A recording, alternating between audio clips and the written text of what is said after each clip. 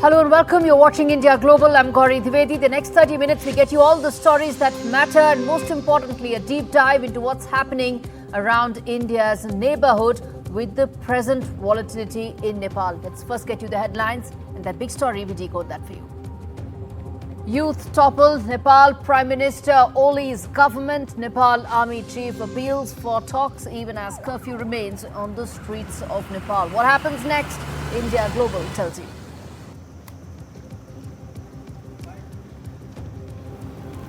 There's a sign of big thaw in the India-US relationship. Progress on trade deal as Donald Trump comes out with a big hint on the possibility of trade negotiations. So this comes after his olive branch last week when he said that the India-US relationship is a very important, strategic, comprehensive relationship.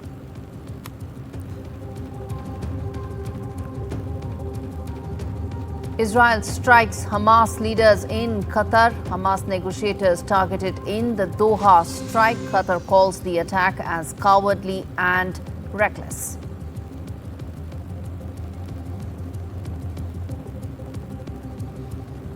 Russian drones shot down over Poland as Polish jets intercept the Russian drones over its territory.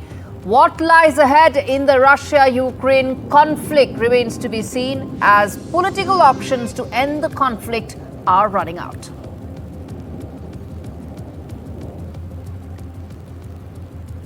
And finally, India take on UAE as the Asia Cup 2025 kickstarts. All eyes on Team India's first match.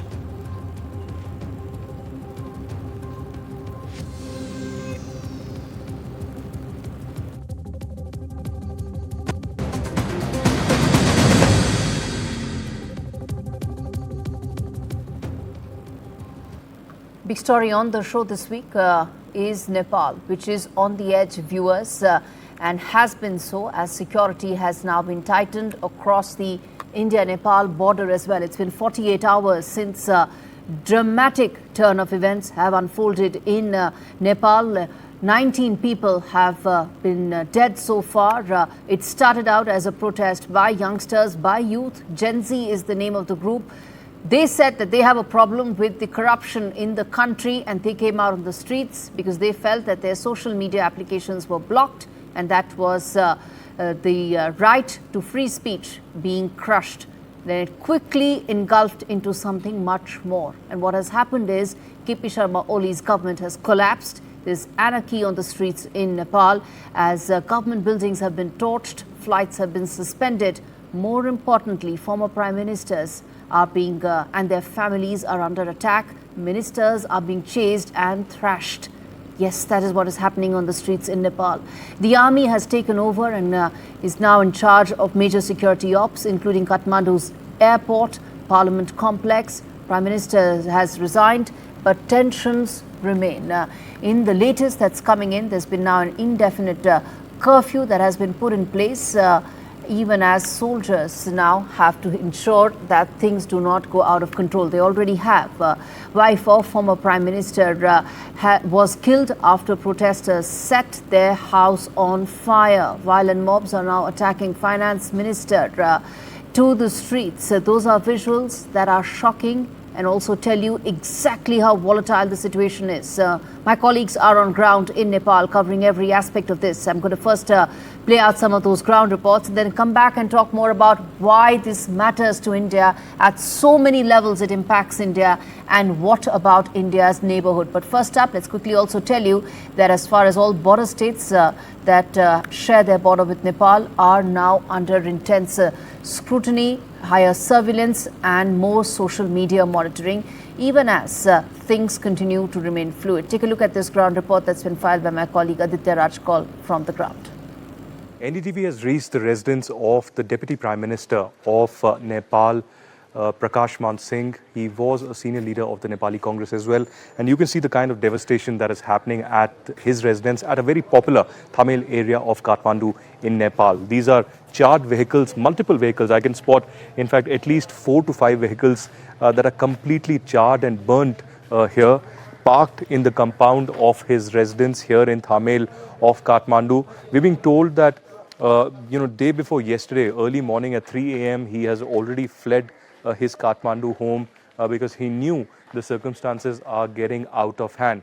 You can see this is the, palatial building where, the family did reside and stayed. In fact, you can see there is, some area that is still burning out here. The entire house has been completely gutted and destroyed. If we walk a little further, apart from these vehicles, this is the entry to the residence of the Deputy Prime Minister Prakash Man Singh, which is completely,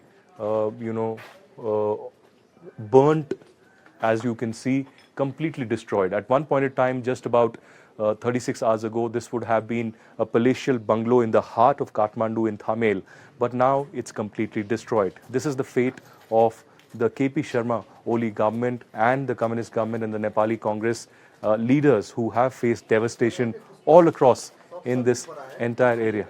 Ji? So I'm being told that still things are burning to not touch anything because it could be dangerous. So you can see multiple vehicles completely charged, the compound completely burnt, and this is one such example of the devastation that has happened, not just in government buildings, the symbols of the power of KP Sharma Oli, but also several leaders, several ministers of different political parties here in Nepal. Nepal is seeing now a democratic transition. It has already seen over the last 3 days youth uprising. We've seen the Nepal Parliament building completely burned and charred, the Supreme Court, the Prime Minister's residence, and several other locations. The Deputy Prime Minister's residence here, where I'm standing, is completely devastated. Currently, the Deputy Prime Minister and his family members are at an unknown location, at a safe location. But even as the army takes control of the security situation and the youth uprising's victory happens against corruption, what will be the future of Nepal? Who will take control? Will there be a democratic transition, or will there be a new council of ministers appointed to take care of the restoration of democracy? Reporting from Kathmandu in Nepal with video journalist Prem Singh, this is Aditya Raj Kaul for NDTV. India has come out with its fair set of advisories from travel to also ensuring that it keeps a very close watch on the India-Nepal border. But now let's quickly tell you, viewers, why what is happening in Nepal is unfortunately looking like part of a broader pattern. On your screens are some of those pointers of how things have unraveled in the Indian neighborhood, the subcontinent, in the last 4 years. First, in Myanmar. In 2021, you had the military junta taking control over after chaos had happened on the streets. India also has a very long and a very important aspect in terms of the India-Myanmar relationship, and what happens in Myanmar impacts the entire northeast for India. So that instability has continued. There's an expectation of an election this year that New Delhi has been pushing Myanmar to continue on. Next up, 2022, you had the Colombo issue. In fact, the world saw the instability that engulfed Sri Lanka. The president at that time, Gotabaya Rajapaksa, was ousted. He fled.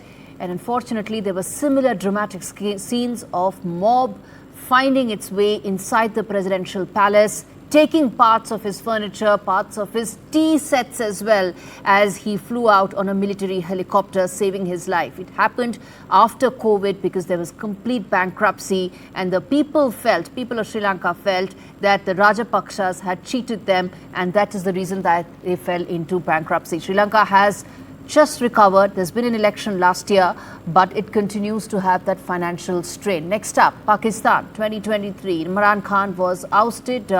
Army took over via proxy. There was those elections. Elections in Pakistan are never fair. They are never democratic. It's always the army deciding which puppet it wants to support.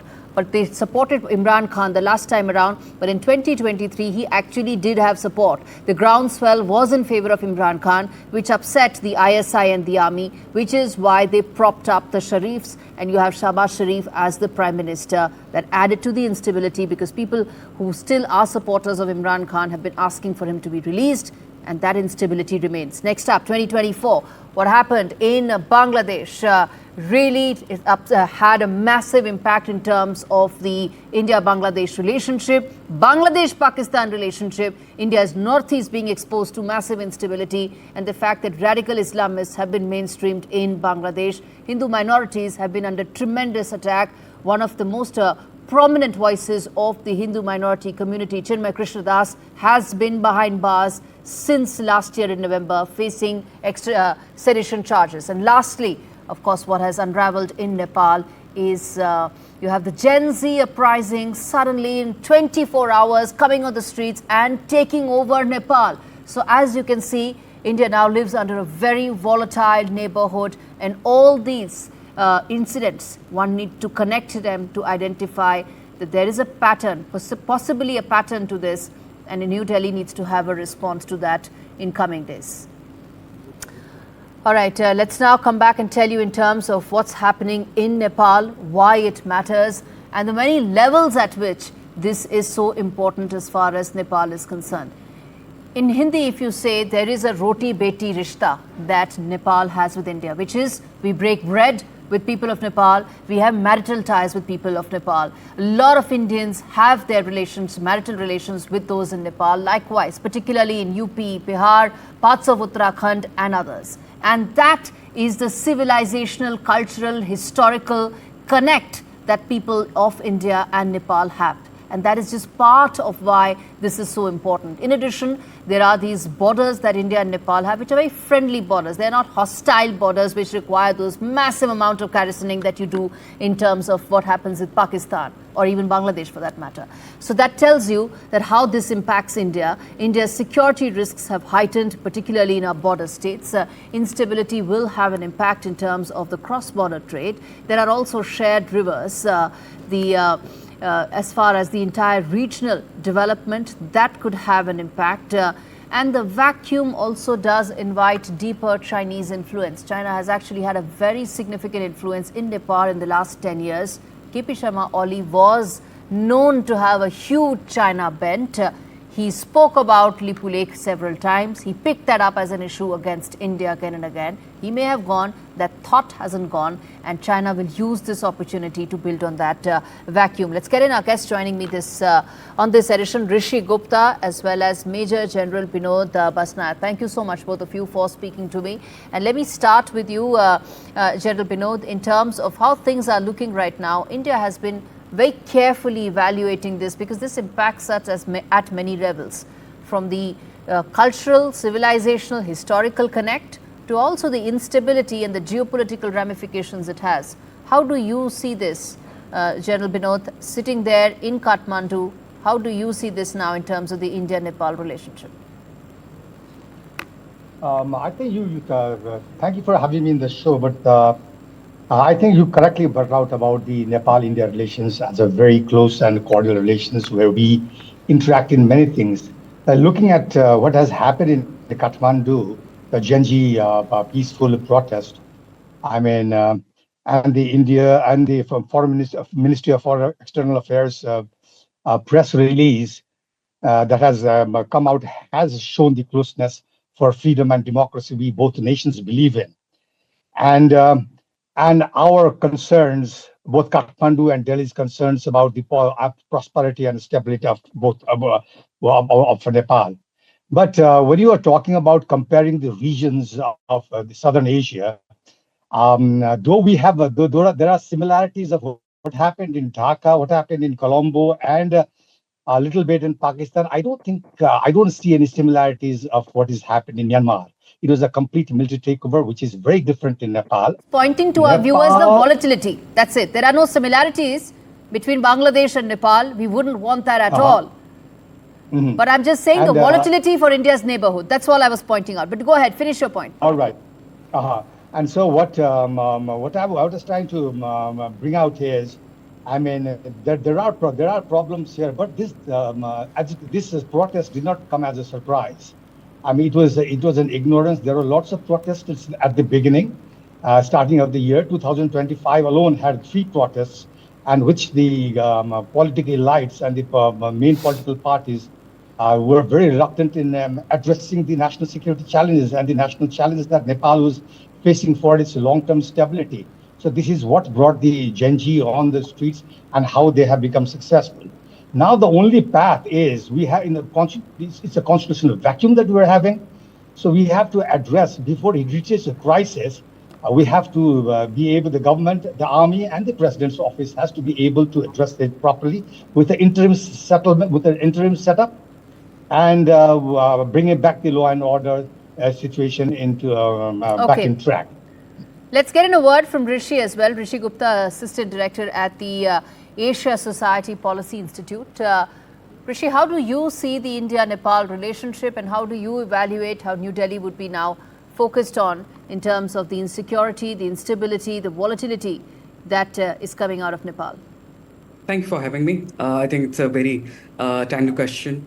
I would say when Prime Minister Modi went to Nepal in 2014 on his first state visit after getting elected in August 2014, the first thing that he was addressing the joint session of the parliament, and he said, if there are tremors in Nepal, they get felt in India as well. I think that sums up the situation that we are in right now. We have an open border. Certainly, that's been really like it's seen as a very great. Unique thing between the two countries, because it facilitates the movement of people. As you said, roti beti ka relationship, and roti beti ka relationship does not require a visa, and that's how you don't have a visa or passport regime. Rather, an open border exists, and that facilitates people's movement freely.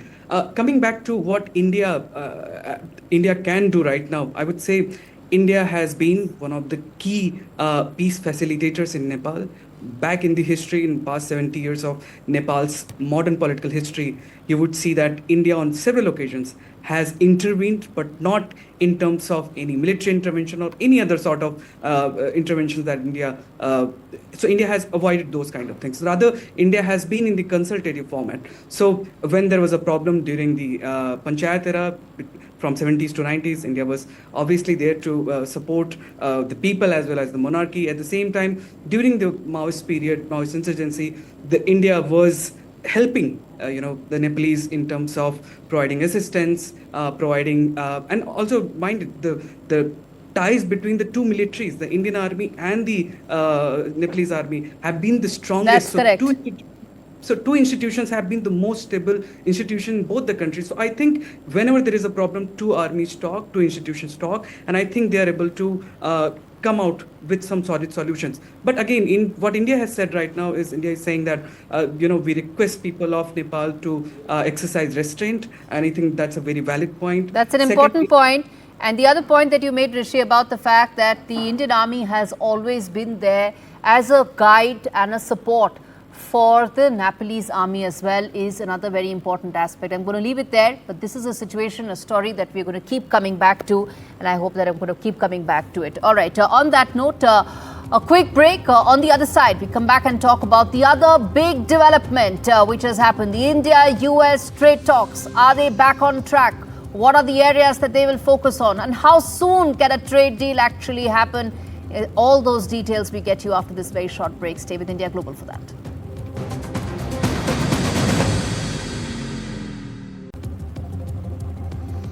Significant step forward in terms of easing the India-US tensions that have started with a possibility of the two sides negotiating a trade deal. Prime Minister Modi said teams from New Delhi and Washington were working to conclude their trade negotiations at the earliest, potentially easing America's tariff onslaught. Replying to Trump's post on trade talks, where PM said that he was looking forward to speaking with the US President Donald Trump in terms of finding a possibility to end this. Now, how soon can that happen? Will there be particular areas where the trade deal would focus on more? And will that actually lead to the two leaders meeting at the sidelines of the UNGA later this month? Let's quickly now get in Jayant, Mr. Jayant, for more on this to understand what this could potentially mean.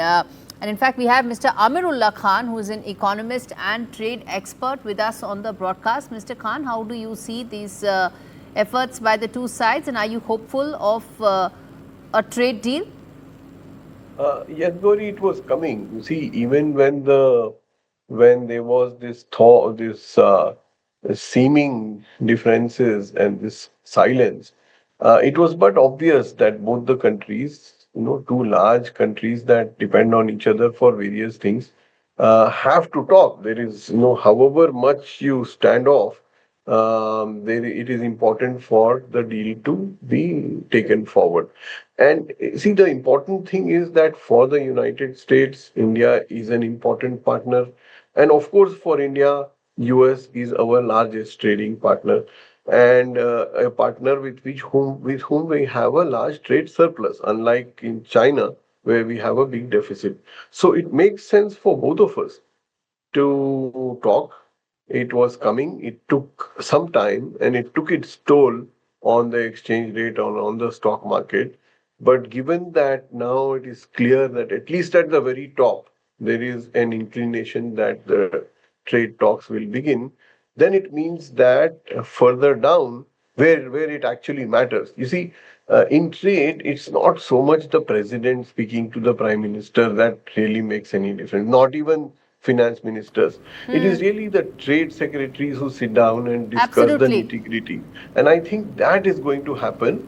It will be interesting to see what sectors we are Absolutely. going That to is talk going to be about. the key fact. That is going to be Yeah. the key fact. I'm afraid, Mr. Khan, I'm running out of time, and that Yeah. looks like the story here as well. Both sides Yes. are running out of time to really thrash out that deal. Viewers, on that note, switching focus and telling you about, well, the other aspect, shifting focus now to cricket, where India finally start their Asia Cup 2025 campaign with their Group A encounter against host UAE. This evening, the defending champions, who start as one of the favourites, aim to add a record extending 9th title to their name. We leave you with these shots as India get on to their campaign that starts this evening.